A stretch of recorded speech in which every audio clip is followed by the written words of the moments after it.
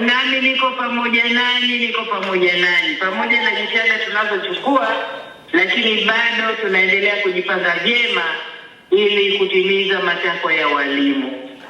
Najua moja swali linalowasumbua ni makazi, nyumba. Na kuanzia bajeti ya mwakani tunajielekeza sasa mbali na miundombinu ya shule, lakini kujenga nyumba nyingi sana za walimu ili walimu wapate utulivu katika kufanya kazi yao. Lakini pamoja na makazi, natambua pia maslahi ya walimu. Kwa lenyewe nalo tunalifanyia kazi ili walimu pate maslahi yenu kwa vyema na muweze kufanya kazi ya kutufundishia watoto wetu ambao ndio watakao kuja kushika taifa hili baadaye. Walimu oye!